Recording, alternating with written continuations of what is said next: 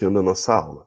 Então vamos lá, pessoal, vou projetar para vocês aqui a minha telinha, para a gente poder, então, conversar a respeito desse tema que é bastante importante, não tema, né, desse livro que é bastante importante, que é a Epístola de Paulo aos Romanos. Então esse é o nosso desafio para esse semestre. Então vai aparecer para você aí no cantinho esquerdo da sua tela de que a aula está sendo gravada. Então se você tiver alguma situação que impeça, o Gilmar também entrou, seja bem-vindo, Gilmar, que impeça você de participar, por favor, coloque no chat, mas se não, vamos lá. Então esse é o nosso desafio para esse semestre. Nós já tivemos aí duas excelentes aulas. Uma eu tive o prazer de participar, que foi a aula introdutória do pastor Eli, muito boa, que a gente conseguiu entender todo o contexto histórico, cultural da época. E da aula passada do Alex, que eu não tive o privilégio de assistir, mas ele me encaminhou os slides, eu dei uma olhada nos slides, deve ter sido uma aula também fantástica, eu não consegui assistir, porque eu estava em aula lá na Faculdade Teológica, né, no que era o encontro presencial antes e que agora é o encontro virtual em razão da pandemia. Então a gente vai falar um pouquinho sobre esse epístola de Paulo aos Romanos, tá? Só para relembrar, né, pessoal, algumas regrinhas da nossa videoaula, como a gente tem feito aí nas demais aulas. Peço a gentileza de que todos os participantes estejam com os microfones desligados durante a apresentação. Tá aí com desejo de falar alguma coisa, quer acrescentar, quer ajudar na construção do conhecimento, coloca no chat, eu quero falar, eu, assim que terminar a frase que eu estiver dizendo, eu já autorizo você a habilitar o microfone e a gente conversa. E sempre ao final de cada aula, depois que a gente orar no final, que a gente encerrar a aula, se você tiver qualquer sugestão para melhora da aula, por favor, faça isso. A gente está num período aí de adaptação, de aprendizagem com relação às ferramentas que a gente está utilizando. E com isso a gente vai aprendendo um pouquinho com vocês. A irmã Maria Marques também chegou. Seja bem-vinda, irmã Maria. Tá? Nós estamos iniciando a aula agora e precisamos do seu consentimento para a gravação da aula também. Então vamos lá, pessoal, para a gente começar. Isso a gente já viu lá na aula do pastor Eli, mas só para a gente relembrar, né? A gente tem aí o livro de Romanos, que é uma epístola bastante conhecida, e ele é razoavelmente dividido em pelo menos 9 partes. Ele tem 16 capítulos e é dividido aí em 9 partes, tá? O Alex falou com a gente aí sobre essas duas primeiras partes na aula passada, a introdução da carta, em que o apóstolo Paulo se apresenta, e também os 2 últimos versículos que ele tratou que falam a respeito da justiça de Deus. E aí a gente vai tratar essa divisão, né? Hoje, nas próximas aulas aí, falar a respeito da nossa injustiça, do capítulo 3 até o capítulo 3:21 até o capítulo 5:21 sobre a justiça de Deus imputada sobre nós, depois do 5:21, aqui está diferente, tá? Até o final do capítulo 8, você precisa acertar esse slide. A justiça de Deus outorgada, aí a soberania de Deus, justiça prática, na prática, né? A conclusão da carta e as recomendações. Então esse é o esboço da carta. Na aula passada, pessoal, o Alex terminou a aula com esse versículo aí, um versículo bastante famoso, né? O trecho dele final diz assim: o justo viverá pela fé.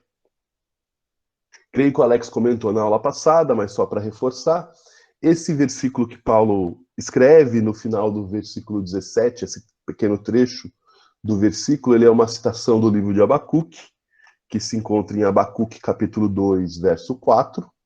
Tá? E uma coisa que é importante a gente entender, porque gera para a gente aqui uma dificuldade, o apóstolo Paulo está dizendo que o justo viverá pela fé. E mais lá na frente, na carta, nessa mesma carta que a gente está estudando, ele vai dizer que não há um justo sequer. E aí a gente fica com uma grande dúvida. Calma aí, se o justo viverá pela fé e eu preciso viver pela fé, mas se o apóstolo Paulo diz que não há nenhum justo, como é que eu vou viver pela fé se eu não sou justo? E aí a gente precisa entender que esse conceito de justo e de justiça que Paulo apresenta para a gente é uma justiça que é recebida por nós, que não tem nenhum tipo de origem no nosso mérito, no nosso esforço, na nossa dedicação. É uma justiça que Deus coloca diante de nós, é Deus quem nos declara justos por meio da obra redentora, salvadora e remidora de Jesus Cristo. É a obra de Jesus na cruz do Calvário, a morte dele, a sua posterior ressurreição, que faz com que nós sejamos declarados justos. Então essa justiça é uma justiça pela qual a gente pode se declarar justo, que ela é presenteada por Deus, exatamente. A NVI traz esse trecho bem traduzido, Caio. Deixa eu pegar aqui, eu estou com algumas traduções da Bíblia aqui. A NVI, como o Caio cita aí, diz o seguinte, na parte final, porque no Evangelho é revelada a justiça de Deus, uma justiça que do princípio e fim é pela fé. Como está escrito, o justo viverá pela fé. Então ela é uma justiça revelada por Deus e, consequentemente, dada a nós por Deus. Então essa é a justiça recebida. Então a gente terminou, o Alex terminou a aula passada nesse versículo, e a gente começa então a nossa aula de hoje, tá? Nós vamos estudar do capítulo 1, do verso 18 até o verso 32. E se a gente fosse colocar um tema para a aula, né, a gente colocaria um tema mais ou menos assim: os não religiosos necessitam do evangelho. Na verdade, pessoal, eu fiquei com dificuldade de colocar essa expressão não religiosos. Eu coloquei esse... Ah, você fala em Abacuque, Caio? Desculpa, o Caio está falando que o versículo em Abacuque está um pouquinho diferente, mais explicativo. Então vamos voltar lá, Caio. Não tem problema nenhum, não. A gente volta. Só para a gente entender Abacuque. Abacuque é Antigo Testamento, profeta menor.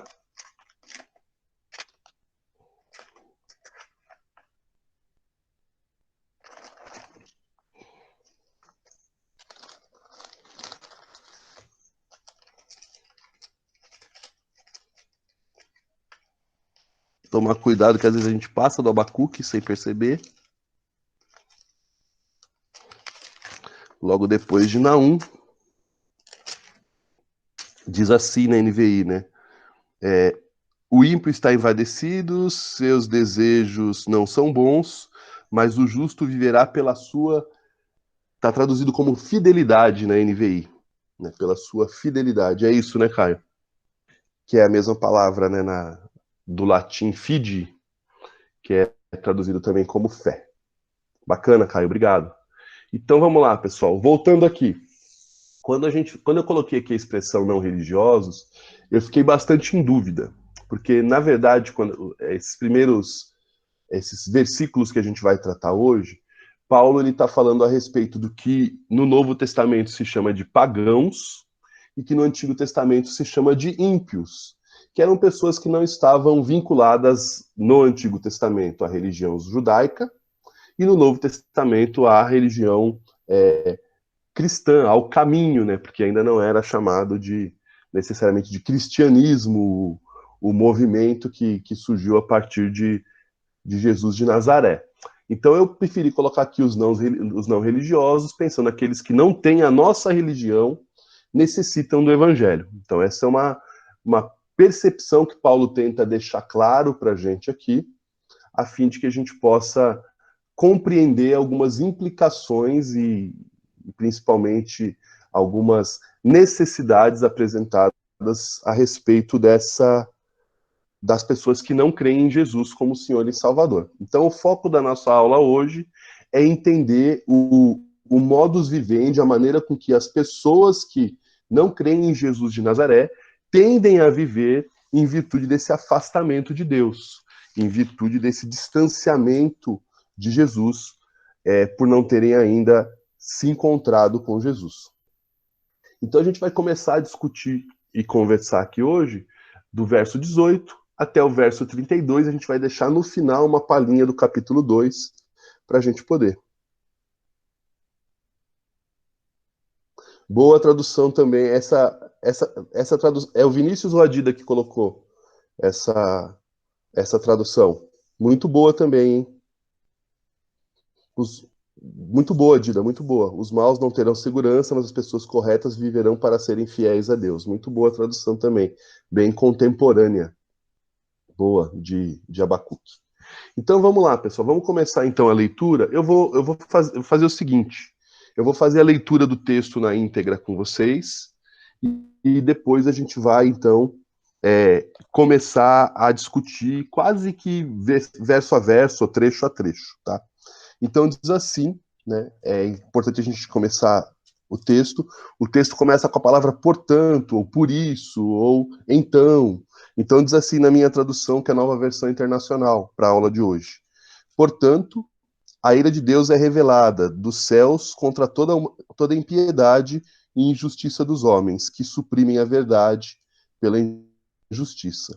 Pois o que de Deus se pode conhecer é manifesto entre eles, porque Deus lhes manifestou.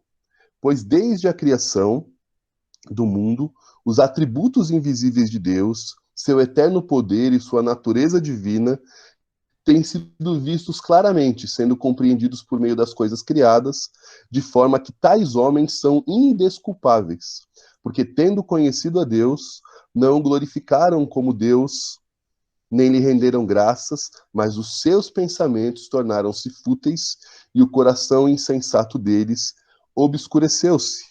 Dizendo-se sábios, tornaram-se loucos e trocaram a glória de Deus, do Deus imortal, por imagens feitas segundo a semelhança do homem mortal, bem como de pássaros, quadrúpedes e répteis. Por isso, Deus os entregou à impureza sexual, segundo os desejos pecaminosos do seu coração, para a degradação do seu corpo entre si. Trocaram a verdade de Deus pela mentira, e adoraram e serviram a coisas e seres criados em lugar do Criador, que é bendito para sempre. Amém. Por causa disso, Deus os entregou a paixões vergonhosas. Até suas mulheres trocaram suas relações sexuais naturais por outras contrárias à natureza. Da mesma forma, os homens também abandonaram as relações naturais com as mulheres e se inflamaram de paixão uns pelos outros. Começaram a cometer atos indecentes, homens com homens, e receberam em si mesmos o castigo merecido pela sua perversão. Além do mais, visto que desprezaram o conhecimento de Deus, ele os entregou a uma disposição mental reprovável para praticarem o que não deviam. Tornaram-se cheios de toda sorte de injustiça, maldade, ganância e depravação. Estão cheios de inveja, homicídio, rivalidades, engano e malícia. São bisbilhoteiros, caluniadores, inimigos de Deus, insolentes, arrogantes e presunçosos. Inventam maneiras de praticar o mal, desobedecem a seus pais e são insensatos, desleais, sem amor pela família e implacáveis. Embora conheçam o justo decreto de Deus, de que as pessoas que praticam tais coisas merecem a morte, não somente continuam a praticá-las, mas também aprovam aqueles que as praticam. Esse é o texto que a gente vai ler. E aí eu queria dizer para o Caio, né? O Caio pediu para eu dar essa aula, que ele tá pegando pesado comigo, né? O Alex vai lá dar aula, fala sobre o justo viver pela fé, uma aula toda cheia de misericórdia, cheia de bondade, e eu tenho que dar aula sobre Romanos 1, 18 a 32. Aí é querer que a gente sofra bastante. Então eu sofri bastante durante a semana para preparar essa aula e tentando enxergar também o amor, a graça e a misericórdia de Deus em meio a esse texto, que é bastante pesado. Teólogo em formação, Alex, ainda, tá? Vamos lá então, pessoal. Para a gente começar aqui a nossa aula, eu acho muito interessante como Paulo começa esse versículo 18 dizendo que a ira de Deus é revelada dos céus. E aí, pessoal, uma coisa que fica muito na minha cabeça, e por muito tempo ficou, e às vezes a gente também se questiona, é como Deus, que é amor, que é graça, que é misericórdia, mas que também é justiça, como é que essa questão da ira de Deus?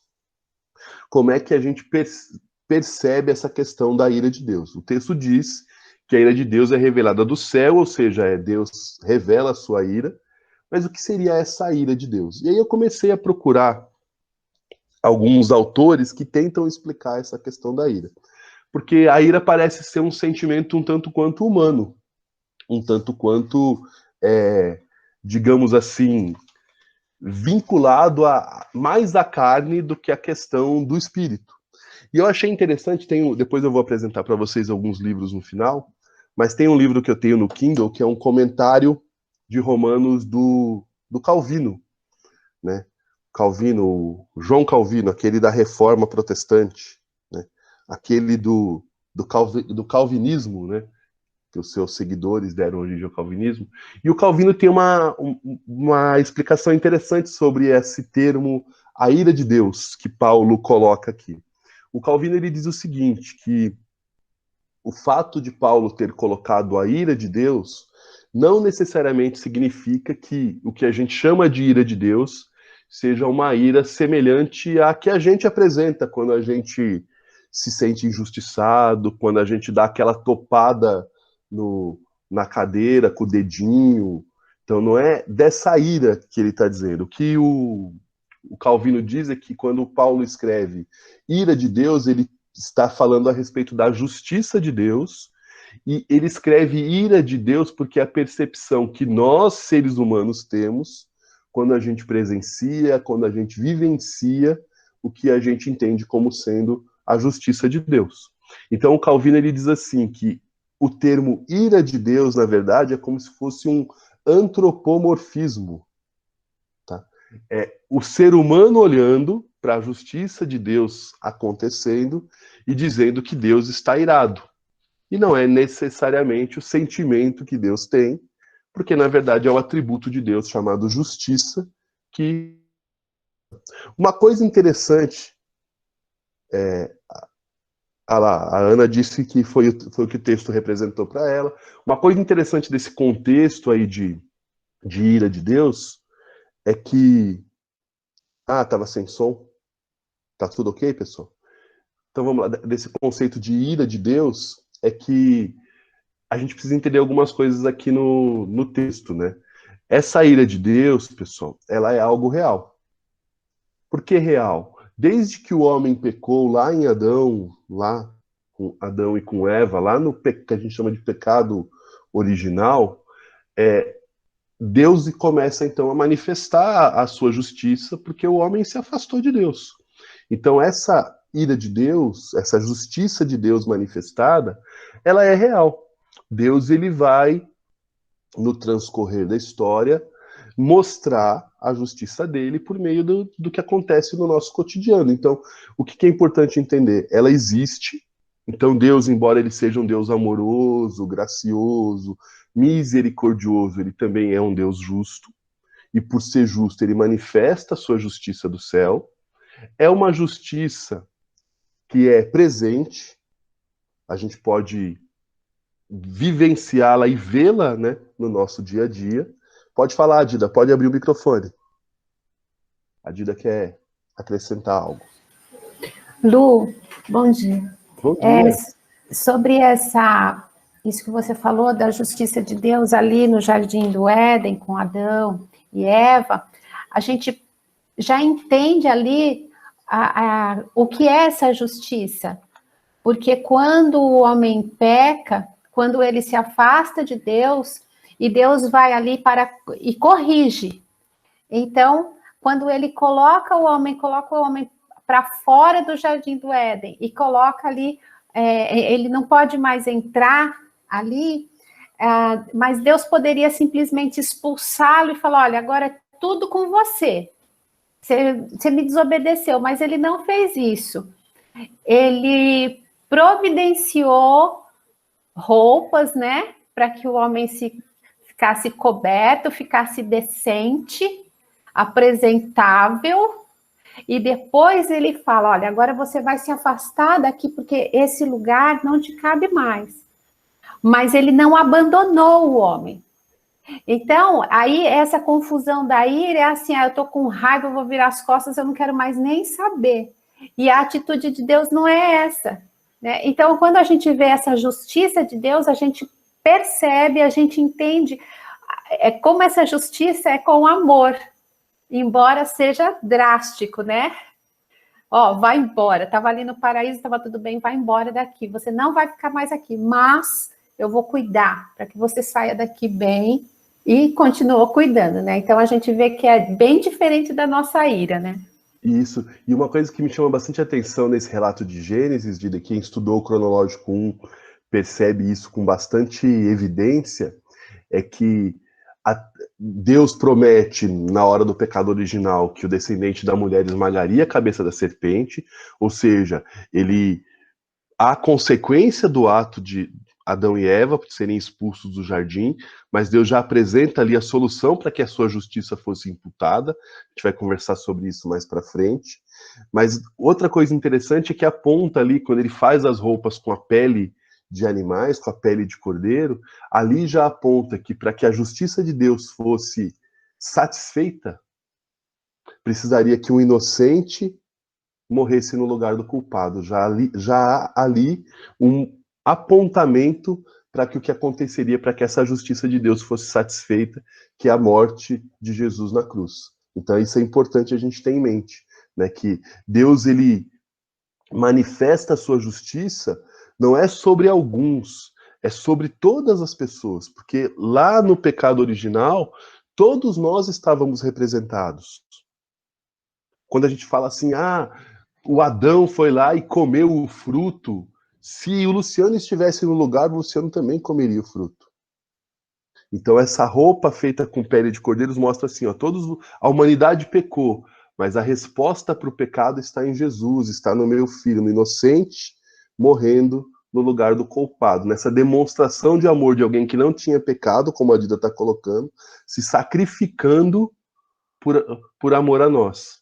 Então, uma coisa que a gente precisa ter em mente, essa justiça de Deus não é só sobre alguns, é sobre toda a humanidade. Tudo que a gente vivencia, todas as mazelas que a gente tem de viver nesse mundo corrompido, são consequência, em última instância, lá no pecado original. Claro, Caio, pode falar. Rolô, dentro disso que vocês estão falando, teve uma coisa que me chamou a atenção pensando aí nessa narrativa do Gênesis. Com relação a Caim também, né?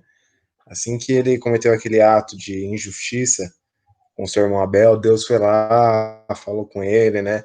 E ele foi expulso também. Parece que, não, ele recebeu uma sentença de que andaria errante e tudo mais.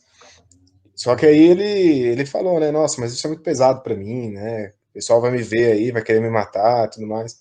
E aí Deus, como que num ato de misericórdia, falou assim, olha, vai ter um sinal em você, que aquele que for te querer fazer algum mal, vai sofrer muito mais a sentença que caiu sobre você. Então, a gente pode dizer que isso daí entra naquele conceito que a gente chama de graça comum. Sim, e também tem algo que eu acho muito mais profundo nesse sentido, tanto da ação de Deus com Caim, quanto na ação de Deus com Adão e Eva, e tanto Deus agindo nas nossas vidas. É que o pecado nunca é um ponto final para Deus. Deus sempre permite, enquanto nós estivermos vivos, a possibilidade da gente retornar para Ele, a possibilidade do arrependimento. Nenhum pecado para Deus é o pecado mortal. A gente vai falar daqui a pouquinho sobre isso.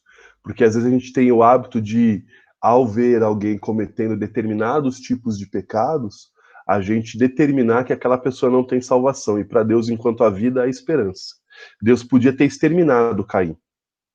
Mas Deus o afasta, fala que ele tem que ficar errante pela terra, coloca sobre ele um sinal, mas enquanto houvesse vida, haveria esperança para Caim, como acontece conosco também.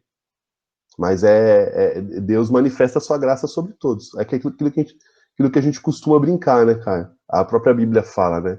O sol nasce e se põe para todos. Isso, Dida. Acho que é a Dida, né? Deus preserva sempre a vida. Dando sequência aqui, pessoal, então o apóstolo Paulo fala que a ira de Deus é revelada, mas ela é revelada como e por quê? Isso que a gente vai tentar responder agora. E aí, quando fala sobre a ira de Deus sendo revelada,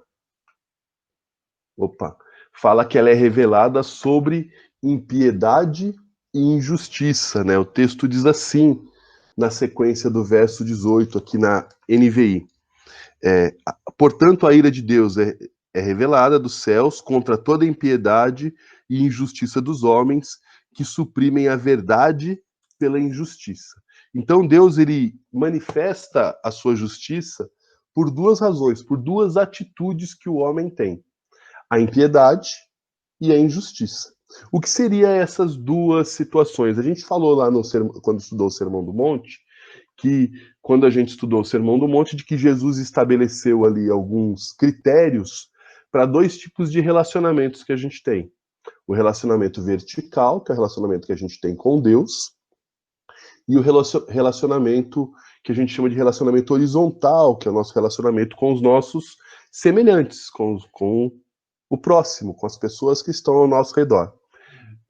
Acho bastante interessante uma possível interpretação dessa questão de impiedade e injustiça que o Tim Keller dá nesse livro chamado Romanos para você. Tá? Tem dois, né? Um que vai do Romanos 1 até o 7 e um que vai do 8 ao 16. Nesse livro ele diz o seguinte, que é um conceito que outros estudiosos também trazem, depois eu fui pesquisar, né? Calbart também, entre outros, que quando o apóstolo Paulo fala de impiedade, ele está falando em pecados que a gente comete diretamente contra Deus. Então, a ira de Deus, a justiça de Deus se revela quando a gente vai ver daqui a pouquinho alguns exemplos desses pecados, quando a gente peca contra Deus.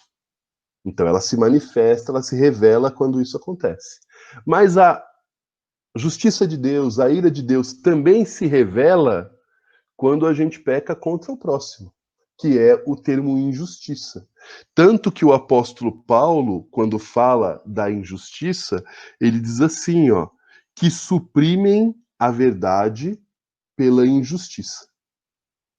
Então, essa injustiça é você conhecer a verdade e não utilizar essa verdade para estabelecer justiça. Então, essa injustiça contra o próximo, esse cerceamento de direitos, essa incapacidade, não material, mas incapacidade moral, sentimental, de levar a justiça ao outro, quando a gente deixa de fazer justiça, a gente está cometendo essa injustiça contra o próximo, e Deus vai revelar a sua justiça e, consequentemente, né, o que a gente chamou de ira agora, sobre as pessoas que incorrem nesses dois tipos de pecados, pecados contra Deus e pecados contra o próximo.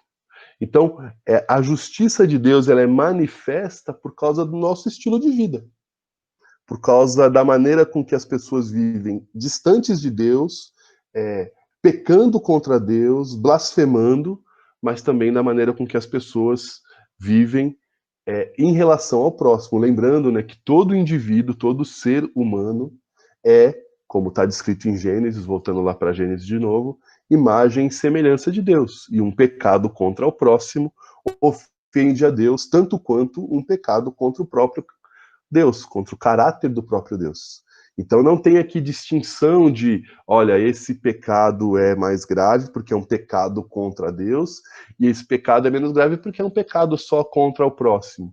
Esses dois tipos de pecado, essas duas modalidades de pecado, elas trazem sobre nós, sobre aqueles que cometem esses pecados, a ira de Deus, a justiça de Deus sendo manifestada, que pode, vez ou outra, tardar, porque Deus é paciente, Deus é longânimo, Deus é misericordioso, mas que pode vir sobre nós em virtude da maneira com que a gente vive. Dando sequência aqui no texto, pessoal, é legal a gente ler aqui Marcos 12, de 29 a 31, que é um texto bastante conhecido que revela, né, essa questão do pecado contra Deus e do pecado contra o próximo. Deixa eu ver se tem Marcos aqui na minha Bíblia, né? Tem em outros evangelhos também esse texto, mas eu escolhi Marcos. Diz assim, Marcos 12, 29 ao 31. Respondeu Jesus, o mais importante é este. Ele é questionado sobre qual o mandamento mais importante. Ouve, ó Israel, o Senhor, o nosso Deus, o Senhor e o único Senhor. Verso 30. Ame o Senhor, o seu Deus, de todo o seu coração, de toda a sua alma, de todo o seu entendimento e de todas as suas forças. Então não cometa impiedades contra Deus. Ame-o sobre todas as coisas. O segundo é este. Ame o seu próximo como a si mesmo. Não existe mandamento maior do que estes. É o que Jesus disse lá em Marcos, tem também em Mateus 22 esse mesmo texto. Então, toda vez que a gente deixa de amar a Deus sobre todas as coisas e amar o próximo como nós amamos a nós mesmos, nós estamos chamando para nós a justiça de Deus, a ira de Deus. Então, a gente precisa tomar muito cuidado com a maneira com que a gente vive. E como a gente está falando aqui das pessoas que ainda não conhecem, do ponto de vista relacional, Jesus, essas pessoas também têm que estar atentas a esses aspectos. Seguindo aqui, pessoal, se vocês quiserem falar alguma coisa, por favor, coloquem aí no chat, tá? Aí Paulo começa aqui, pessoal, um relato mostrando como é essa, chamamos, digamos assim, escalada da idolatria, né? Como que o homem vai se corrompendo, né? Conforme ele vai se afastando de Deus, conforme ele vai praticando impiedade, conforme ele vai praticando injustiça. Então, os versos 19 a 23 dizem assim, ó, Paulo continua e fala assim, ó, no 19: pois o que Deus se pôde conhecer é manifesto entre eles, porque Deus lhes manifestou. Pois desde a criação do mundo, os atributos invisíveis de Deus, seu eterno poder, a sua natureza divina, têm sido vistos claramente, sendo compreendidos por meio das coisas criadas, de forma que tais homens são indesculpáveis. Porque, tendo conhecido a Deus, não o glorificaram como Deus, nem lhe renderam graças, mas os seus pensamentos tornaram-se fúteis e o coração insensato deles obscureceu. Dizendo-se sábios, se tornaram loucos e trocaram a glória de Deus imortal por imagens feitas segundo a semelhança do homem mortal, bem como de pássaros, quadrúpedes e répteis. Reparem aqui que essa questão da idolatria que o Paulo termina no verso 23, ela não começa com idolatria, que para a gente muitas vezes é o grande pecado. Por muito tempo nós, protestantes, tratamos a idolatria como o pior dos pecados, porque a gente vem de um contexto cultural aqui brasileiro, do catolicismo. Então, quando os primeiros missionários chegaram aqui, a primeira prática que eles tiveram é contra a religião vigente no país, que era o catolicismo. Então, houve uma grande ênfase contra a idolatria, mas percebam que as coisas não começam com a idolatria. Percebam que o apóstolo Paulo ele começa dizendo, olha, Deus se manifestou. Deus se apresentou para vocês por meio da criação do mundo, por meio dos seus atributos invisíveis. Ele se manifestou na natureza. E isso pode ser compreendido quando você observa a criação de Deus. Porém, quando vocês olharam para isso, vocês não atentaram, vocês não glorificaram a Deus como sendo Deus, vocês não agradeceram a Deus pela criação, por tudo que ele faz, e a gente percebe que vai gerando uma série de pecados que vão aqui, nesse versículo, terminar com a questão da idolatria. Então é interessante, e aqui também o Timothy Keller ele coloca alguns aspectos interessantes. Ele coloca primeiro que um dos pecados que a gente começa até chegar à idolatria é o que ele chama de plágio. O que seria o plágio? O que é o plágio? O plágio é quando eu pego algo que vem de outra pessoa e eu não cito que foi essa pessoa que fez. É como se eu estivesse falando a respeito desse termo plágio que o Timothy Keller usou no livro e falasse como se fosse algo que eu fiz. Então é o que acontece com o ser humano. O ser humano ele não reconhece Deus como criador de todas as coisas e ele cria novas teorias de como as coisas surgiram, de como o mundo foi criado e excluem Deus disso. Não há Deus, não foi Deus, foi coincidência. Eu não estou nem falando aqui da forma como a criação surgiu, porque isso é discutível, mas a origem da criação é Deus, não tem o que se discutir. Só que a gente começa plagiando Deus. Olha, não é obra dele. Isso foi desenvolvido de outra forma. Depois dessa questão do plágio, surge aí uma pseudo-independência. Eu vivo como eu quero. Não existem valores absolutos, não existe verdade, não existe Nada, cada um vive de acordo com a sua consciência. Ou seja, eu não preciso de Deus. Na verdade, aqui, pessoal, é o que aconteceu no pecado original. Quando Adão e Eva comem do fruto, o que eles estão dizendo? Olha, eu quero viver do meu jeito. Eu quero viver do meu jeito. Né? Então, esse aspecto também é um grande pecado, essa declaração de independência que o homem faz de Deus. Eu também achei, pastor, quando eu vi essa maneira com que o Keller colocou de plágio, eu achei muito interessante. Porque é o que a gente faz. A gente traz para a gente glória do que é exclusivamente de Deus. Os dons, os talentos, toda a capacidade que a gente tem, isso tem origem em Deus e a gente precisa reconhecer isso. O que Deus nos concedeu é obra dele, não é mérito meu. E isso é plágio quando a gente fala, olha, eu sou bom nisso aqui, sem dizer, olha, Deus fez com que eu fosse bom nisso aqui, sei lá. Ana, pode falar, amor. Desculpa chamar de amor. Irmã Ana Gimenez, pode falar. Tá certo. Quando você começou a falar essa questão da independência, eu fiquei pensando, o homem ele sempre precisa de um Deus. Até o ateu, né? Ele fala que ele não crê em Deus, mas ele crê na capacidade dele, ele acaba transformando o eu dele, o próprio Deus da vida dele. E quando você não tem uma divindade, você sempre delega aquilo que você não explica a alguém. Eu estava lembrando daquela música do Titãs que fala, o acaso vai me proteger. Quer dizer, se não é Deus, é o acaso. Mas eu estou sempre delegando para algo fora de mim, um poder, ou dentro de mim. Mas sempre vai existir um tipo de ídolo, né? Um Deus. Sim. Infelizmente, a gente sai daquela ideia do Deus verdadeiro para colocar Deus em algum lugar. Exatamente. Nesse mesmo livro, Timothy Keller, ele fala que todos adoram alguma coisa. Mesmo os ateus, como a Ana falou agora da música do Titãs, mesmo os ateus adoram alguma coisa. Ainda que essa coisa seja você mesmo. Mas a gente adora. Né? Então há essa escalada da idolatria. Partindo dessa questão da independência, o Paulo continua, surge a questão da ingratidão. Né? Se eu sou independente, eu não preciso ser grato por nada. As coisas acontecem porque tem que acontecer, assim mesmo. É causa e efeito. Né? Eu que fiz por merecer.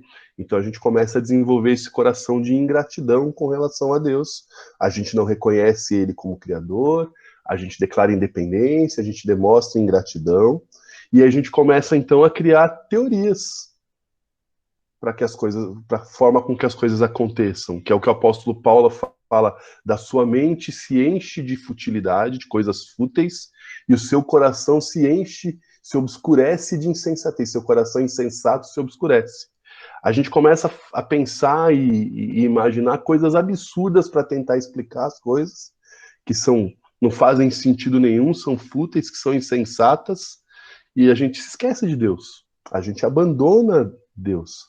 A gente vive como se Deus não existisse. E aí acaba estourando no que a gente costuma chamar como idolatria. Mas percebam que ninguém acorda idólatra de um dia para a noite. É um desenvolvimento de depravação que vai acontecendo até o ponto de você substituir. Porque o que acontece, pessoal, quando a gente começa a procurar explicações, chega uma hora que não tem explicação. E aí a gente vai ter que ou se voltar para Deus e falar, é verdade, Deus é o Criador de todas as coisas. Ou a gente vai criar um ídolo e vai colocar no lugar de Deus. E esse ídolo pode ser, como o apóstolo Paulo fala aqui, imagens, pode ser as forças da natureza, pode ser uma pessoa, né, um líder religioso, uma pessoa muito importante em determinada área, pode ser você mesmo. Existem vários tipos de ídolos. Né? Às vezes a gente idolatra a igreja, às vezes a gente idolatra pessoas, família. A gente coloca a razão de tudo em alguém. Pode falar, Caio, pode falar. Ô, Lu, até mesmo por conta das conversas que eu tive com algumas pessoas nos últimos dias, né? Eu tenho percebido claramente, assim, como o conceito de idolatria no presente século do qual nós fazemos parte está muito entrelado com o nosso eu. Mas, assim, eu creio que sempre foi, só que quando a gente pega um texto como esse que a gente está lendo, a gente está vendo que tem uma imagem externa, né, que representa alguma coisa. Só que hoje em dia é muito daquele ponto de vista assim, precisa partir de algo que me faz bem, ou que, como que eu posso dizer, que me beneficia, que faz o meu prazer, por assim dizer. Eu falo isso porque as pessoas elas tendem a acreditar que o que faz feliz, né? Tipo, até eu achei esse conceito interessante quando eu li no livro, né? Usa a felicidade como autoridade da vida, sabe? Pegar assim e falar, olha, se me faz feliz, eu tenho que fazer isso daí, mano. É por esse caminho que eu tenho que seguir, entendeu? Só que muitas vezes aquilo que faz feliz é uma felicidade não necessariamente real, né? É uma coisa que vai levar você para um caminho, mas que no final, como diz a palavra de Deus, vai levar à morte. Então a gente percebe aí que tem um conceito bem distorcido presente com relação à idolatria e partindo de cada um de nós. Não, importante, bem importante que você falou, cara, até porque o mundo mudou bastante de quando o apóstolo Paulo escreveu para hoje, né? Hoje a gente tem uma construção de sociedade diferente. A gente passou por movimentos como racionalismo, iluminismo, uma série de coisas que foram influenciando a maneira com que o homem pensa a respeito das coisas, e isso foi influenciando também as suas relações, tanto as relações dele com uns com os outros, quanto a relação com a divindade, quanto a relação com a criação como um todo. E eu acho que hoje a gente vive muito essa questão da egolatria, né, da adoração ao eu, porque a gente vive num mundo hoje que é um mundo voltado, em que as pessoas se voltam para si, em que o indivíduo é mais importante do que a coletividade. Né? A gente percebe isso na atitude que a gente vê, por exemplo, nesse período da pandemia. As pessoas. Eu brinco com a Ana, eu tenho fobia de ir na feira. Porque ali é um descaso com o outro tremendo. As pessoas não usam máscara, por exemplo, porque a máscara não me protege, ela protege o outro. Então eu não vou usar. Então a gente vive aqui um conceito, né, um modo de viver em que o importante sou eu. A minha felicidade, como você disse, é importante. Se vai trazer dano para o outro, eu não estou preocupado com o outro, estou preocupado comigo. E o evangelho é diferente de tudo isso. Né? O evangelho faz nos olhar para a sociedade, para a comunidade, para todo mundo. Se não é para todo mundo, então não vou fazer. Se não abençoa de todo, não é possível todo mundo ser abençoado com isso, vivenciar essa experiência boa, vamos fazer com que todo mundo possa. O evangelho é isso. E a gente vive num tempo de egoísmo tremendo, né? Então talvez por isso que muita gente esteja utilizando o termo idolatria voltado por eu mesmo, porque a gente tem hoje um número de não religiosos muito grande, né? De pessoas que não têm uma divindade muito grande, que não tem uma religião. Então a religião da pessoa é ela mesma. Alguém vai falar alguma coisa? Alguém abriu o microfone, pode falar. Não? Então vamos lá, pessoal. Vamos dar sequência aqui. Seguindo. Opa, pode falar. Quem vai falar? Eu que coloquei aquilo, não tinha sido eu que abri o microfone, mas eu coloquei depois aqui para falar. Pode falar. Você falou que a gente vive um tempo até de não religiosidade, né? Mas a gente vive um tempo de muita espiritualidade. As pessoas elas estão sedentas de alguma coisa. Né? Elas podem não querer se apegar a uma religião, porque a religião representa um modelo que elas vão ter que seguir. Então, às vezes, elas não querem essa ideia da religião. Até isso mesmo, ó, que o pastor ele colocou, uma crise de autoridade. Eu acredito que sim, as pessoas não querem se submeter, mas elas querem ser beneficiadas. Então, elas buscam alguma religiosidade, alguma espiritualidade, desculpa. Né? Busca alguma espiritualidade, algum tipo de orientação. A gente vê muita gente que segue gurus, Só que esses gurus são interessantes, eles servem para satisfazer a pessoa que os consulta, sempre. Né? Se eu consulto um guru e algo que ele fala não é de acordo com o que eu quero, eu troco de guru, troco de crença, não Troco de necessariamente coach. uma religião.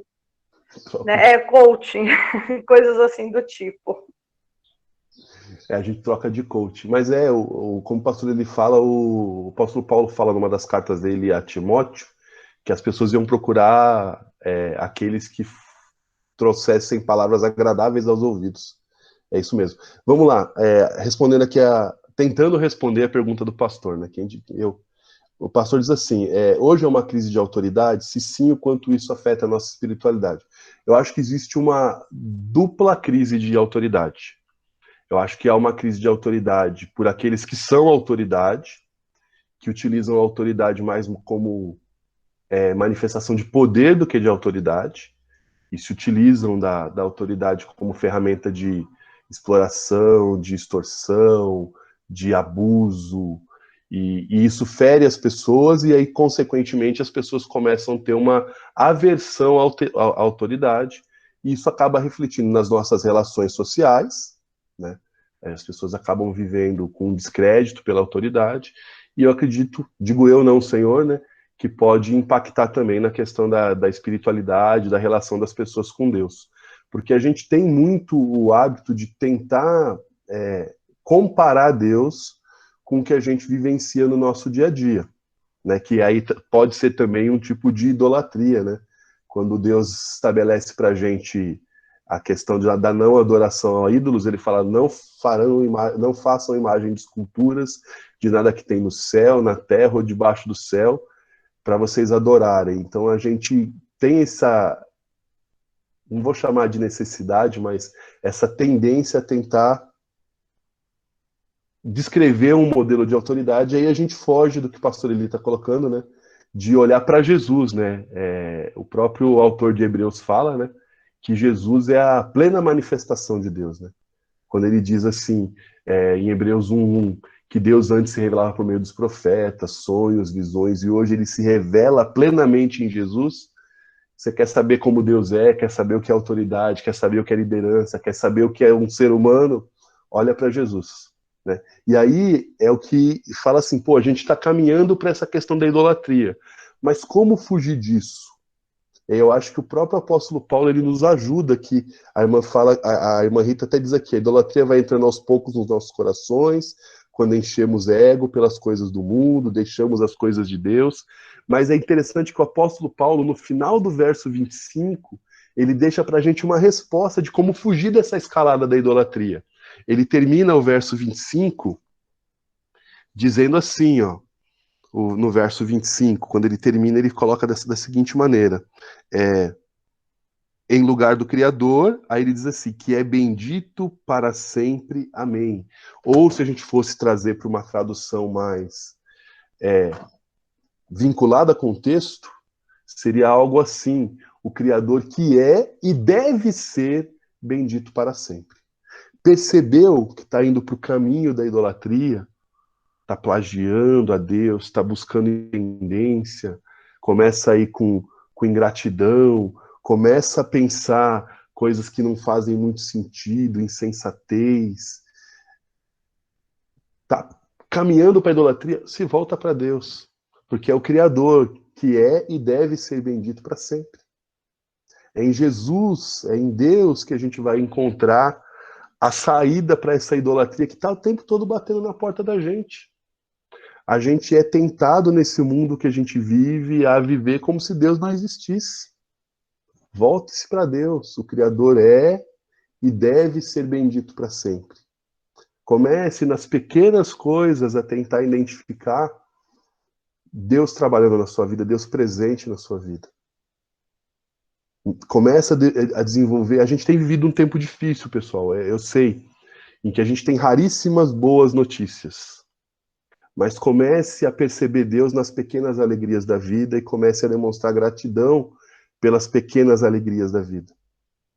Ao final do seu dia, quando você falar dobrar o seu joelho, orar antes de dormir, faz um pente fino no seu dia e olha para trás e fala assim, quais foram as pequenas manifestações da graça, do amor, da misericórdia de Deus que eu pude perceber nesse dia. O sorriso da criança, do seu filho, uma nova palavra que ele aprendeu, um abraço do seu esposo, da sua esposa, aquela refeição que você pôde partilhar em família. A gente precisa, nesse momento que a gente tem vivido de loucura nesse mundo, em que a gente é tentado a se esquecer de Deus por achar que Deus se esqueceu da gente, começa a perceber Deus agindo, o sorriso da Bia, exatamente, pastor.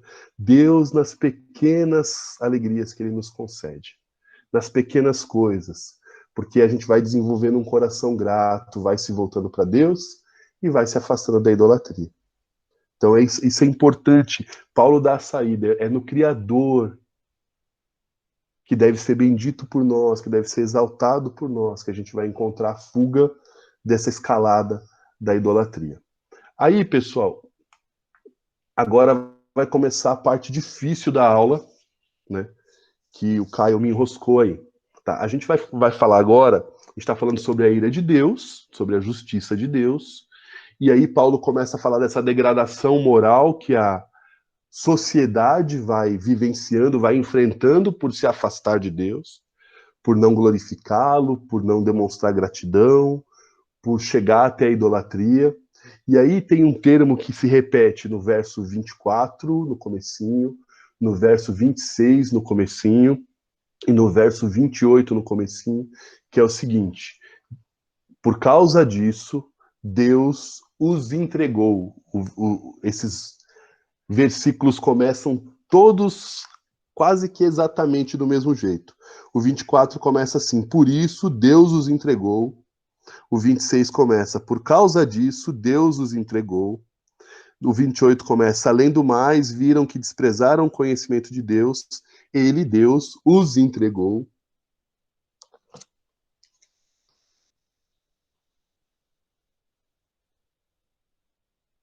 E isso, Dida, boa, nessa linguagem, Bíblia Linguagem diz assim, e na mensagem também tem uma tradução interessante, que eu não estou com ela fácil aqui. Tá? Mas olha só, pessoal, esses 3 versículos, que curioso, os 3 começam com Deus os entregou. E aí, em cada um desses versículos, vai falar de alguns pecados que Deus entregou à sociedade, à humanidade, a esses pecados. E aí, eu não vou ficar muito na discussão dessa questão do Deus os entregou. O Calvino até fala que essa discussão não é saudável, mas é como se Deus dissesse assim: vocês querem viver desse jeito? Beleza, vivam desse jeito. E aí tem um escritor, não é cristão, é claro, Oscar Wilde, que ele diz o seguinte, essa frase dele é interessante: quando os deuses querem nos punir, eles atendem às nossas orações. Então, quando Deus vê, e tem visto isso no transcorrer da história, que a humanidade tem se afastado totalmente dele, Deus disse o seguinte: é isso que vocês querem? Vocês têm liberdade. Vivam assim. Eu estou aqui, a hora que vocês quiserem gritar por socorro, eu estou aqui. Mas eu permito. Vocês querem viver assim, vivam assim. Porque o pecado por si só, né, embora pareça algo prazeroso, o pecado por si só é um mal para nós mesmos. Então, quando diz assim, e Deus os entregou, é como se Deus dissesse assim: beleza, vivam. Vivam. Vocês vão arcar com as consequências, mas vivam. Não quer dizer que Deus concorde, não quer dizer que Deus queira. Olha, eu quero que você... Não quer dizer isso, tá? Mas Deus está dizendo: vocês não me querem, vivam como vocês quiserem. Isso é o Deus os entregou. É dar para o pecador aquilo que o pecador deseja. É permitir ao pecador ter aquilo que ele deseja. E aí ele vai arcar com essas consequências. Tá? Então esse texto é um texto bastante complicado de entender esse conceito, e essa é mais ou menos a compreensão que eu tive fazendo aqui as leituras e entendendo. Se alguém tiver alguma compreensão diferente... Isso, pastor, é como se Deus tivesse desistido. Exatamente, exatamente. Na mensagem está assim. Isso, é como se Deus tivesse desistido. E aí nesse processo de, entre aspas, desistência, Deus não desiste, na verdade, mas é como se Deus Isso, Caio. O propósito de Deus não era aquele. Mas vocês querem? Né? O Caio está dizendo assim, ó, foi basicamente isso que aconteceu com Israel quando pediram um rei e receberam Saul. Nós queremos um rei como as outras nações. Ó, o meu projeto não é esse. Não, mas nós queremos um rei como outras nações. Beleza. Ah, nós queremos viver assim. Esse não é o meu propósito para a tua vida, Luciano. Não, mas eu quero viver assim. Beleza. É o que Deus está dizendo aqui. É o que Paulo está dizendo aqui a respeito do que Deus faz. E aí, pessoal, a gente entra num tema que é um tema muito espinhoso, muito complicado, tá? Que é a questão do que Paulo, na carta aos Romanos, fala a respeito do que a gente chama hoje de homossexualidade. Esse termo não existia no tempo de Paulo, né? Homossexual, esses termos não existiam no tempo de Paulo, tá? Mas é o que a gente chama hoje de homossexualidade. Do verso 24 ao verso 27, agora é bastante espinhoso, Paulo diz assim: por isso Deus os entregou à impureza sexual segundo os desejos pecaminosos do seu coração, para a degradação do seu corpo entre si. Aqui Paulo não está falando ainda de homossexualidade. 25. Trocaram a verdade de Deus pela mentira e adoraram e serviram coisas e seres criados em lugar do Criador, que é bendito para sempre. Amém. Também não está falando de homossexualidade. Mas aí segue o seguinte, verso de número 26. Por causa disso, Deus os entregou a paixões vergonhosas. Até suas mulheres trocaram suas relações sexuais naturais por outras contrárias à natureza. Da mesma forma, os homens também abandonaram as relações naturais com as mulheres e se inflamaram de paixão uns pelos outros, começaram a cometer atos indecentes, homens com homens, e receberam em si mesmos o castigo merecido pela sua perversão. Tá? Então aqui seria o texto que fala a respeito da homossexualidade. Tá? A Bíblia, pessoal, em especial no Novo Testamento, ela fala pouco a respeito desse assunto. Tá? A gente tem esse texto de Romanos, capítulo 1, do 26 e 27, mais propriamente dito, e a gente tem 1 Coríntios 6, verso 9, que falam desse assunto. Jesus não tratou esse assunto, outros autores bíblicos também não trataram, mas Paulo tratou, muito aqui relacionado também à questão de como se vivia, ele está escrevendo uma carta para os romanos, para Roma, como se vivia principalmente na sede do Império Romano, que era Roma. Então, por exemplo, era muito comum, e aí a palavra que Paulo utiliza aqui quando fala que os homens se inflamaram uns com os outros, era muito comum, por exemplo, na parte de cima da hierarquia do Império Romano, que os governadores, senadores, os líderes romanos, que eram mais velhos, que eles pegassem homens mais novos e levassem para suas casas, e eles até abusavam desses homens nessa relação que a gente chama de relação homossexual hoje. Tá? Então, o que é importante a gente entender aqui, pessoal? A gente tem hoje, basicamente, na teologia, na igreja, legal, pastor, 1 Timóteo 1:10 também, legal. A gente tem hoje na igreja duas posições com relação a essa questão da homossexualidade, que, ao meu ver, são dois extremos. Tá? A primeira dessas posições, a gente pode chamar aqui uma abordagem mais conservadora. Essa abordagem mais conservadora considera a homossexualidade como pecado. Só que considera a homossexualidade como pecado como se fosse o pecado mortal, o pecado em que a pessoa não tem jeito de alcançar a salvação. E é essa abordagem extremamente conservadora que traz, inclusive, a homofobia por parte de alguns cristãos, de alguns membros de igrejas, de alguns seguidores de Jesus, trazem eles a um preconceito que a gente chama hoje de homofobia. Então é uma abordagem que afasta o homossexual da igreja e afasta, inclusive, a igreja do homossexual. E a gente tem uma outra abordagem, que é uma abordagem que a gente pode chamar de liberal, que é também um outro... Eu estou falando aqui, pessoal, que é importante a gente entender de extremos dessas abordagens, extremos, tá? O que seria essa abordagem? Olha, não é pecado. A pessoa é feliz assim, não é pecado, distorce os textos bíblicos, e a gente tem que ser inclusivo, a gente tem que receber as pessoas, a gente tem que amar as pessoas, a gente não tem que ligar para a maneira com que eles vivem, essa é a abordagem mais liberal. Qual é o problema dessas duas abordagens, pessoal? A abordagem conservadora, ela meio que alija a pessoa que é homoafetiva, homossexual, da relação com a igreja e, consequentemente, da possibilidade dela se encontrar verdadeiramente com Jesus.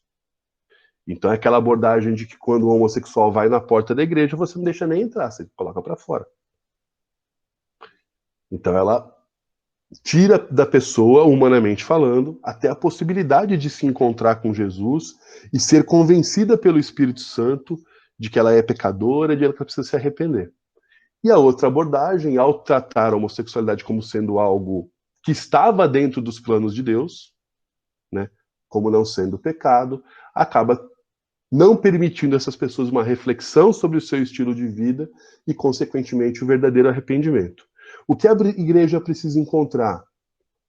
Um equilíbrio entre essas duas abordagens. Uma maneira da gente entender que a homossexualidade é um pecado, e aqui eu uso a expressão é um pecado, porque existem, a gente vai ver daqui a pouquinho, outros pecados que Paulo lista no mesmo patamar da homossexualidade, e são pecados que talvez você não, porque você é uma pessoa santa, mas eu cometa, e que a gente não dá esse mesmo peso, tá? Então a gente tratar a homossexualidade como sendo um pecado, pecado esse que é passível de arrependimento, é passível de que Deus perdoe, é passível de transformação gradual por meio da santificação, tá? E dessa forma demonstrando tanto o caráter de justiça de Deus quanto o caráter de amor de Deus. E aí, irmãos, eu não vou ficar discutindo muito esse aspecto, porque a gente não tem como abordar todas as questões aqui. O que eu queria dizer é que a homossexualidade, do ponto de vista bíblico, é um pecado como tantos outros que a gente vai ver daqui a pouquinho. E deve ser tratado dessa maneira pela igreja. Da mesma maneira que a gente ama alguém que, é até uma expressão, uma comparação esdrúxula, mas vamos lá, alguém que é crente, cristão, membro da igreja, mas que de vez em quando conta umas mentirinhas, a gente deveria tratar o homossexual, o homoafetivo, da mesma maneira, porque os dois pecados são pecados à luz das Escrituras. Da mesma maneira que a gente trata, às vezes, algum irmão que é extremamente compulsivo com o dinheiro, digamos assim, que ama o dinheiro mais do que as pessoas, e a gente às vezes releva, né? Não deveria relevar como a gente não releva o pecado da homossexualidade. Pode falar, Caio, pode falar. Vou contar uma situação que aconteceu recentemente comigo no serviço, de uma forma breve. Tem uma moça lá que ela faz parte do contexto de igreja, né? Ela frequenta uma igreja, mas ela tem relações homoafetivas, né? Então ela até tem uma namorada que trabalha lá na empresa junto com a gente. Aí teve um dia, eu já sabendo de toda essa história, teve um dia que a gente parou para ter uma oportunidade de conversar. E aí a gente começou a falar um pouco de igreja, de religião e tudo mais, ela falando da experiência dela. E talvez até mesmo pensando que eu não sabia da história dela, me questionou, né? Para você, qual que é o maior pecado? Porque ela mesmo estava querendo se abrir assim, para falar um pouco da experiência dela com a igreja, né? Então eu acho que ela estava querendo dizer, talvez o que ela esperasse que eu dizia, sei lá, homossexualidade, né? E aí ela me fez essa pergunta, eu achei muito curioso. E depois eu até perguntei para ela, mas por que você está fazendo essa pergunta? Ela falou assim, então, porque eu tenho esse problema na minha vida e tudo mais, sabe? E para mim, eu sempre ouço que é uma coisa terrível e tudo mais.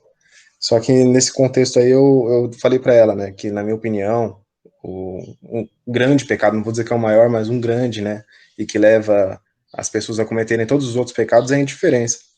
A indiferença tanto para com Deus quanto para com o próximo, né, que está entrelaçada, entendeu? Eu falei assim, para mim esse é o maior pecado que tem. Mas ó que interessante, Caio, na sua narrativa.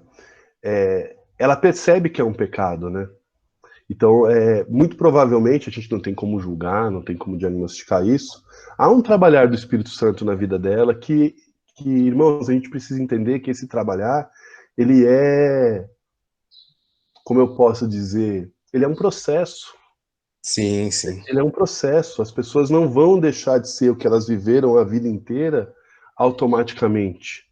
E a igreja precisa ter um olhar de misericórdia nesse sentido, né? A gente precisa encontrar esse meio termo, esse equilíbrio à luz das escrituras, e a gente só vai encontrar esse equilíbrio conversando a respeito do assunto, trazendo esse assunto para ser conversado junto à membresia da igreja, preparando a igreja para entender isso. Uma coisa que eu tenho me perguntado há bastante tempo isso é: será que a igreja está preparada para essa situação? Verdadeiramente, para agir biblicamente com relação à questão da homossexualidade, com relação à transexualidade? A gente percebe algumas manifestações exacerbadas com relação a este pecado, e a gente não vê o mesmo com relação a outros. Vamos lá, pela ordem, a Ana e depois acho que a Dida, né? Oi, Lu.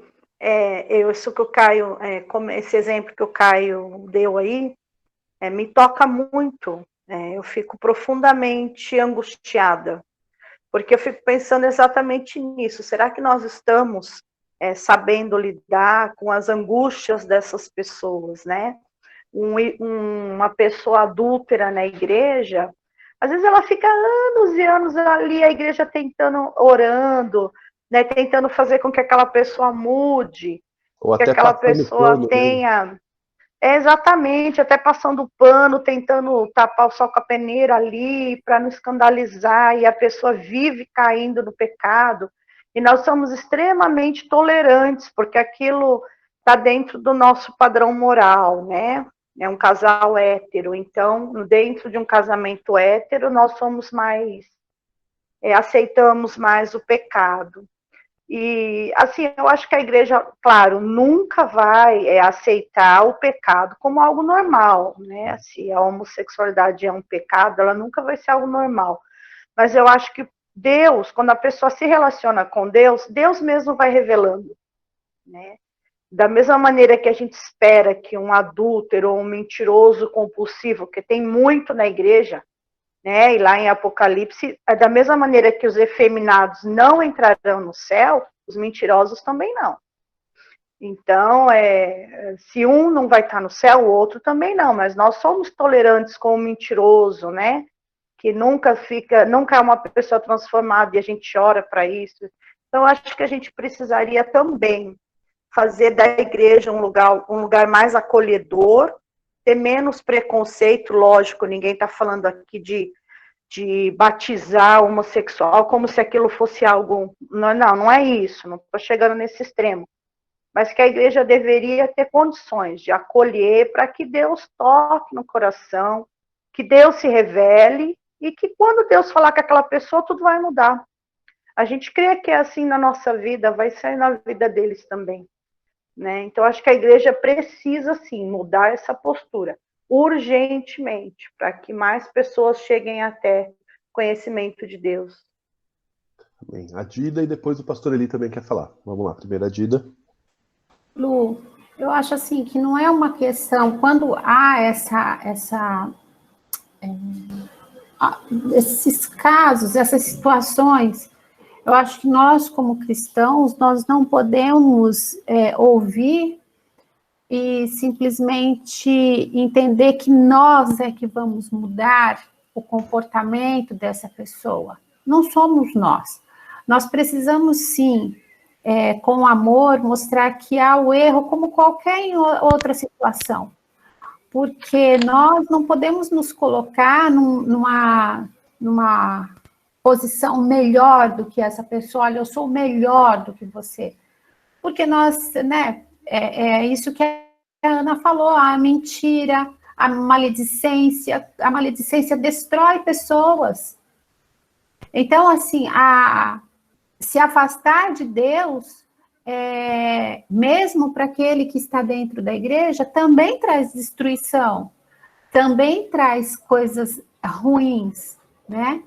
Então, quando os assuntos são tratados, as situações são tratadas, nós precisamos nos olhar e falar, olha, eu estou com essa situação, com essa pessoa aqui, que é um ser humano, e eu não vou mudá-la. Eu posso aconselhá-la, mas quem vai mudar, quem vai fazer a transformação é o Espírito Santo. Então, não é um poder que nós temos. Então, precisa haver eu acredito que um equilíbrio para se tratar dos assuntos.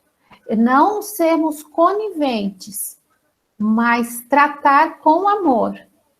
E porque não adianta, eu acredito que tanto com o homossexual que está falando aqui, mas com todos os assuntos, não adianta a gente ser rude, não adianta a gente ser grosseiro, falar coisas que nós realmente não concordamos, mas não é assim. Isso é o meu pensamento. Nós podemos falar sim, demonstrar amor e caminhar junto com a pessoa, se colocar à disposição. Eu tenho um caso já antigo com uma pessoa que ele falava assim, olha, eu caí de novo, como se fosse o vício da droga mesmo, sabe, daquilo do químico. Eu caí, levanta de novo, vamos caminhar de novo. Porque, do contrário, a gente vira as costas, a gente abandona, e a posição da gente não é abandonar em nenhuma circunstância. Então, esse equilíbrio, eu acho que a gente, como cristão, a gente precisa buscar em Deus, porque existem coisas que nós realmente não concordamos, e a gente até é drástico ao falar, né? Mas, do outro lado, tem um ser humano. E existem coisas que eu falo assim, jamais faria uma coisa dessas, e de repente eu já fiz. Então, eu preciso me ver como ser humano e ver a fragilidade do outro, e tratá-lo como tal, não mostrando para ele que eu tenho poder, mas sim que eu sou um ser humano que também sou tratado por Deus. É isso. Pastor?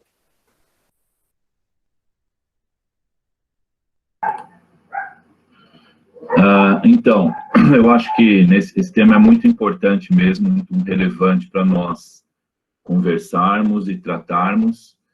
E eu louvo a Deus por uma característica das nossas igrejas batistas, pelo menos eu acredito que é a grande maioria, que é pregar a palavra de Deus. Quando a gente se propõe a pregar a palavra de Deus, a gente se livra de muitos erros. A gente acaba promovendo uma discussão, uma reflexão direcionada por Deus, né? Então, hoje já foi lido aí Marcos 12 a respeito do amor a Deus acima de todas as coisas e do amor ao próximo, né? Então, nós partimos desse pressuposto. Agora, como a nossa igreja é uma igreja que tem o desejo, a vontade, se esforça e tem a visão de pregar a palavra de Deus, nós temos pregado sobre a mentira, sobre o adultério, sobre a falsidade, sobre a fofoca, sobre a maledicência, e pretendemos continuar pregando isso, pretendemos continuar buscando a santificação, sem a qual ninguém verá a Deus.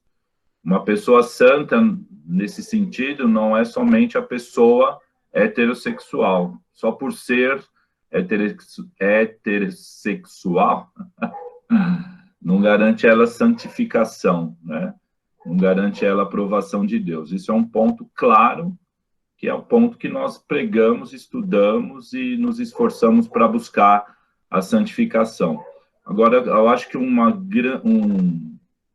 eu acho que vale a pena a gente pensar que o motivo de muitos púlpitos, muitas salas de aula e reflexões cristãs falarem muito sobre a sexualidade, a homossexualidade, é por conta do momento que nós vivemos hoje na sociedade. Nós vivemos um momento em que eu tenho 50 anos, 53, né, melhor dizendo, e hoje se fala muito mais, se mostra muito mais, se vê muito mais homossexuais do que na minha infância.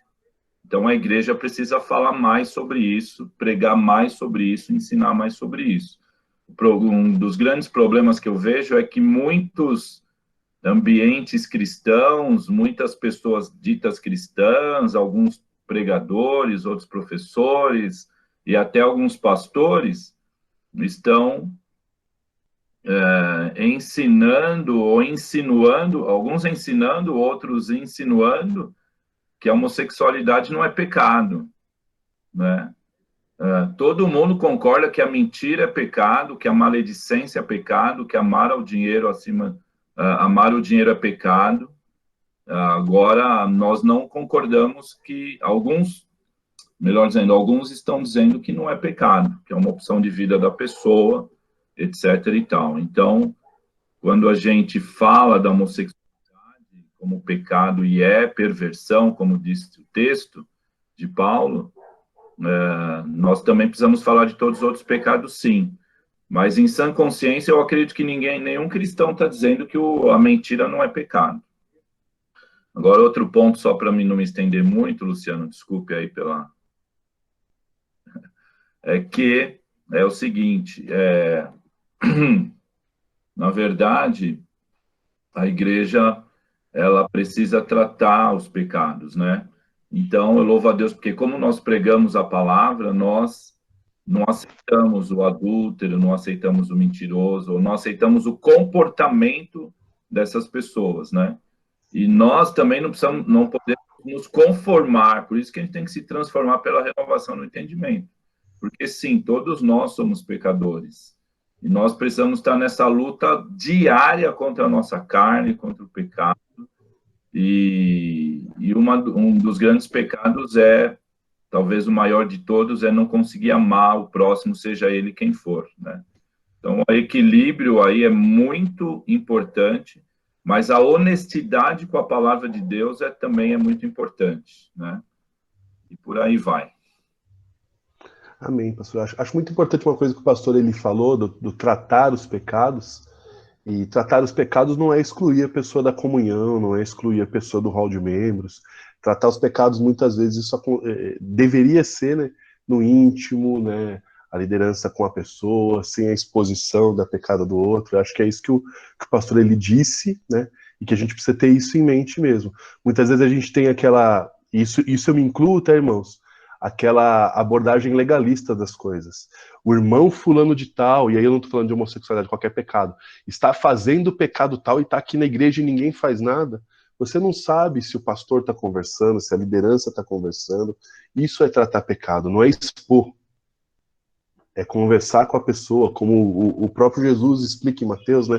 Se alguém pecou contra ti, vai lá e conversa com a pessoa, leva ela ao arrependimento. Só em último caso, né, se a pessoa não quer se arrepender, que você vai levar para a igreja, tá?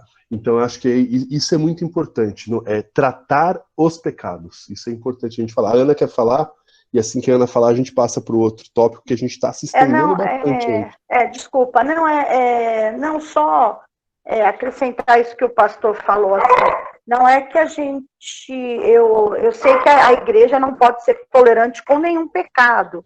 O que eu quis colocar é que a igreja, muitas vezes, ela é tolerante com esses pecados, né? Eu digo a membresia, nem falo do líder, do pastor, porque eu sei que isso é um trabalho muito mais zeloso e cuidadoso, né?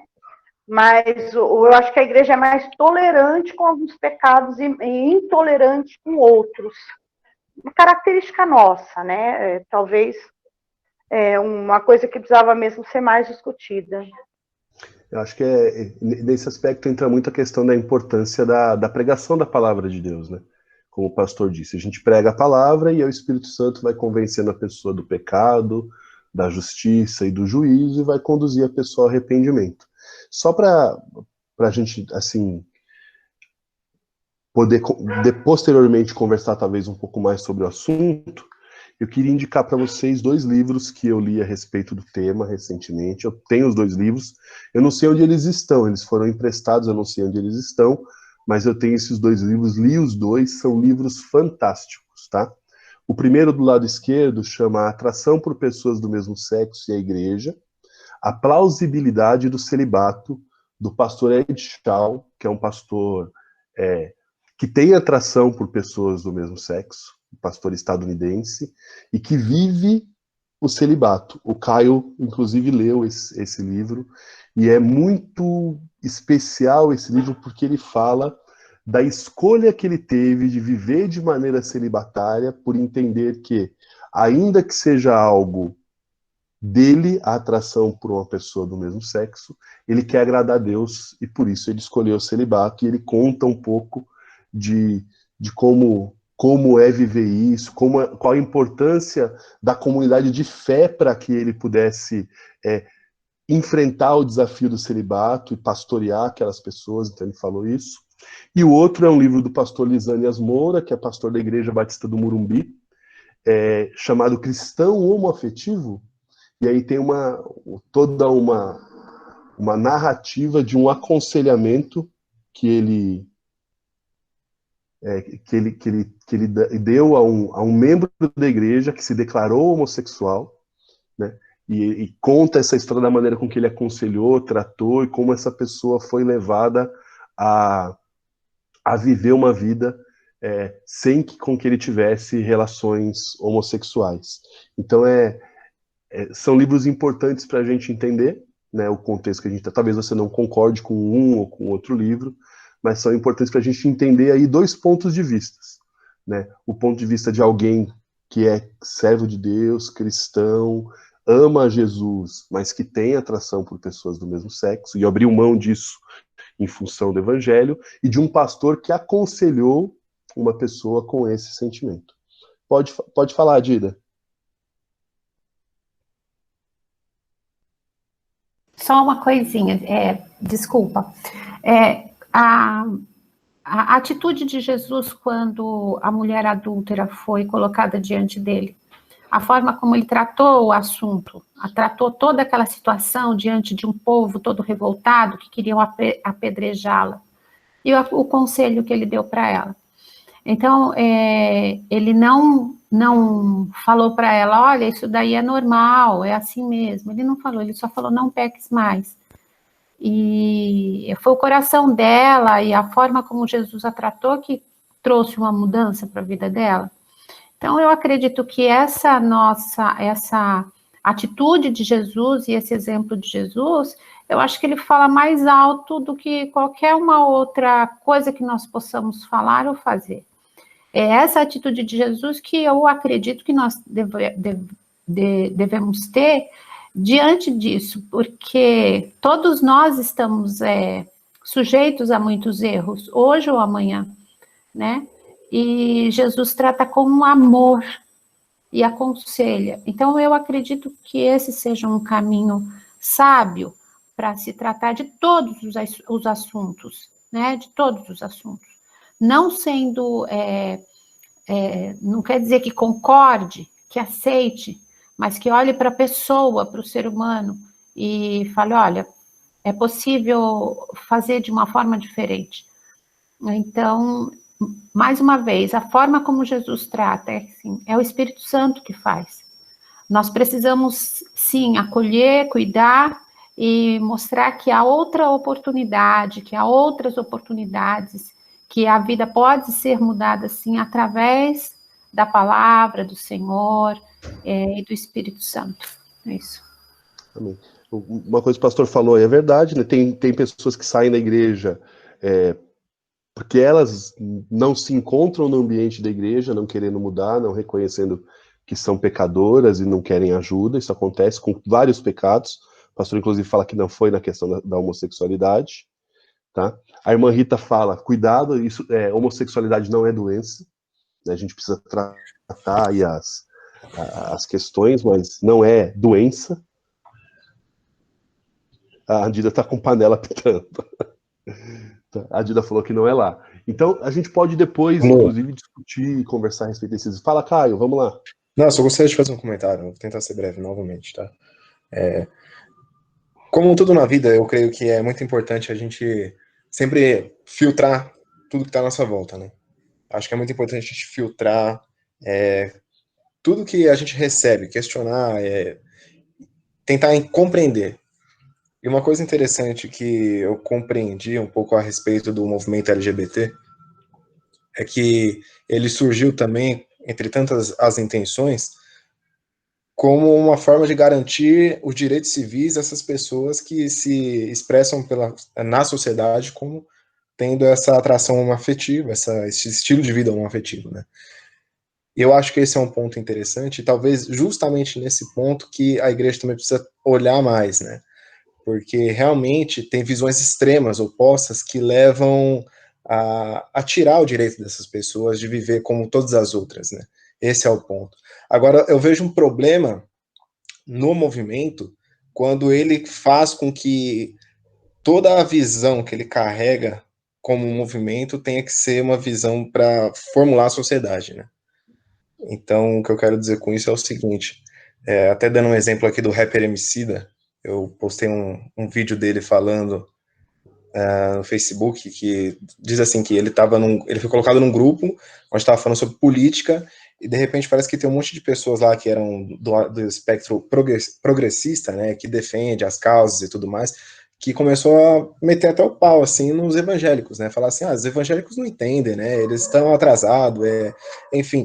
E aí ele falou assim, não, pessoal, peraí, primeira coisa, né, a gente já não pode chegar assim, metendo o pé no peito da galera, porque não é assim, a gente vê na comunidade, a gente vê aí onde, nas classes mais baixas, que a Na igreja... quebrada, ele fala, né? Na quebrada. Isso, na quebrada, exatamente, que a igreja tem sido um instrumento de Deus, né, para transformar a vida das pessoas. E tem acontecido transformação em diversas áreas da vida delas, né? Tanto na profissional, tanto com relação ao casamento, né? Então, eu achei fantástico a fala dele, e eu acho que o grande problema dos movimentos são esses, levar aos extremos, né? É preciso a gente parar para refletir. Eu acho, por exemplo, que a igreja erra quando ela trata a homossexualidade, por exemplo, como a coisa mais desastrosa do mundo, o próprio diabo em pessoa, né? E faz isso também com que as pessoas que são homossexuais sejam vistas dessa forma, ou seja, tem que ser tratado com aberração mesmo. E eu acho também que o movimento erra quando quer também trazer essa visão assim para formular a sociedade. Tipo assim, a sociedade tem que entender que é assim que funciona. Na verdade, tanto a igreja quanto parte da igreja como parte desses movimentos erram quando a gente quer estabelecer que todos vivam de acordo com os nossos valores, né? É muito interessante a gente entender, eu gosto muito da carta dos Colossenses, que quando Paulo exorta as pessoas a viverem em santidade, ele diz, em vários trechos da carta, algo mais ou menos assim: uma vez que vocês ressuscitaram em Cristo, uma vez que vocês têm o Espírito Santo, vivam assim, assim, assim, assim. O Estado é laico, e só é possível viver de acordo com os valores do reino quem tem o Espírito Santo habitando dentro de si. Então a gente não pode, não deve exigir que pessoas que não creem no que a gente crê, que não foram transformadas por Jesus, vivam como se tivessem sido transformadas. E aí na questão dos direitos civis, né, a gente precisa distinguir casamento civil de casamento religioso, né? A gente, é claro, eu sou contra uma obrigação do governo no sentido de forçar uma igreja a casar homossexuais. E isso não pode acontecer, porque a gente tem liberdade de culto, tá? Mas eu sou totalmente a favor de que haja o casamento civil entre pessoas homossexuais. Porque eu não posso fazer com que a minha fé seja a regra para quem não crê como eu creio. Então a gente precisa saber distinguir essas coisas. A gente precisa, inclusive como eu posso dizer, parte da declaração dos batistas de que haja essa laicidade de Estado. Os batistas, na sua declaração, creem que o Estado tem que ser laico. E a gente vê muita gente, inclusive, infelizmente, alguns poucos batistas, mas alguns batistas, agindo e defendendo que o Estado deve ser um Estado teocêntrico. Isso não está na nossa declaração, né? Então a gente precisa compreender isso. E aí é interessante que aí o apóstolo Paulo, a partir do verso 28, ele já começa a nos preparar para o capítulo 2, ele nos convoca a olharmos para o espelho. Isso é interessante. Para a gente poder finalizar a aula aqui, pessoal, porque ficou extensa a aula hoje, hein? Vamos lá. Ele diz assim, do 28 ao 32. Além do mais, visto que desprezaram o conhecimento de Deus, ele os entregou, olha só, entregou também, assim como fez com a depravação, com a impureza sexual e com a homossexualidade. Ele os entregou a uma disposição mental reprovável para praticarem o que não deviam. Tornaram-se cheios de toda sorte de injustiça, maldade, ganância, depravação, estão cheios de inveja, homicídio, rivalidades, engano, malícia, são bisbilhoteiros, caluniadores, inimigos de Deus, insolentes, arrogantes, presunçosos. Inventam maneiras de praticar o mal, desobedecem a seus pais. São insensatos, desleais, sem amor pela família, implacáveis. Embora conheçam o que é justo, o que é o justo decreto de Deus, de que as pessoas que praticam tais coisas merecem a morte, que tais coisas não é só homossexualidade, todas essas coisas, tá? Não somente continuam a praticar, mas também aprovam aqueles que as praticam. Então, o que Paulo está dizendo aqui? As pessoas criam toda uma desordem, elas cobiçam, tá no verso 29, elas cobiçam, elas invejam dos outros, elas vivem uma vida como se Deus não existisse com relação a esse aspecto, e acham normal. E acham normal. As pessoas têm problemas nos relacionamentos, até nos relacionamentos familiares, não respeitam a família, desobedecem aos pais e acham normal. As pessoas não têm amor uns pelos outros, e isso é normal. E o que é pior, além de achar que é normal, elas incentivam as pessoas. A cobiça, a inveja, a ter relacionamentos com competição, a não demonstrar amor. Então Paulo está dizendo assim, olha, não é só homossexualidade. Tem uma série de outros pecados. E isso, como o Caio está dizendo, mesmo lá na situação de Sodoma e Gomorra, que a homossexualidade é uma situação presente lá, existiam muitos outros pecados também que Deus condenava. Deus não condenou Sodoma e Gomorra só por causa da homossexualidade, por causa de um pecado. Era o conjunto da obra. E é o que Paulo está dizendo, quando as pessoas se afastam de Deus, há um conjunto da obra. Deus entrega essas pessoas em todos os aspectos da vida dela. Fala, Dida.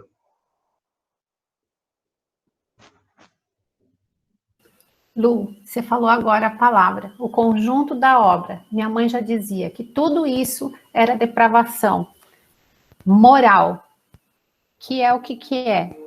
É o desvio da conduta, né?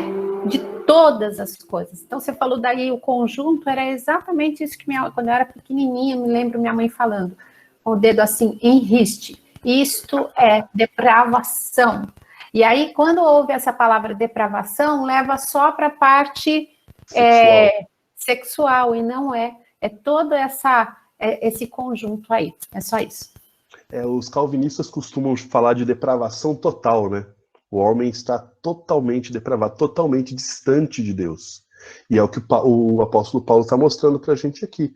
Quando a gente não busca, quando a gente não está em conexão com Deus, é isso que acontece com a vida da gente, em todos os aspectos da vida. Sexual, econômico, nos relacionamentos, tudo desanda, porque tudo nos afasta de Deus, quando a gente está distante de Deus. E aí, só para ficar uma pinceladinha para a aula que vem, olha só o que Paulo fala no capítulo 2, verso 1. Portanto, você que julga os outros é indesculpável, pois está condenando a si mesmo naquilo em que julga, visto que você julga e pratica as mesmas coisas. Que coisas? Essas que a gente acabou de falar aqui. Então, Paulo está dizendo que não pode ter na gente o seguinte sentimento, pessoal. Eu sou santo, eu que vou na igreja, que sou servo de Deus, que prego, que ensino na escola bíblica ou na quarentena bíblica, e só eles, são pecadores. Eu achava muito interessante uma coisa que o pastor Genivaldo falava pra gente, e eu tenho como verdade no meu coração até hoje, que o que nos difere das pessoas que ainda não conhecem Jesus é o simples fato da graça e da misericórdia de Deus ter nos alcançado. Todos nós somos pecadores, todos nós temos os nossos pecados. Quando eu li aqui esse texto de Paulo, que ele cita esse monte de pecados, um ou outro ali, inclusive, encontrei em mim quando eu estava estudando esse texto, e tenho orado a Deus para tirar do meu coração, porque o que nos difere é isso, o fato da gente ter, por graça, por misericórdia de Deus, se encontrado com Jesus. Porque só é possível viver com esse nível de santidade que a gente exige dos outros, com esse falso senso de justiça, porque a justiça ela é imputada por Deus nas nossas vidas. A gente não tem como, por si próprio, alcançar. Então não tem do que a gente se orgulhar quando a gente olha para pessoas que cometem os mais diversos pecados. Quando eu fico triste quando eu vejo cristãos que olham para uma pessoa pecadora e para os mais diversos pecados, a homossexualidade é um deles, e quando acontece algo de ruim com aquela pessoa, o pseudo-cristão se alegra, bate no peito, que tem que ser assim mesmo. Me entristece, porque o evangelho que me alcançou, que mudou a minha vida, que transformou a minha vida, é um evangelho que me faz entender que eu merecia esse mesmo destino.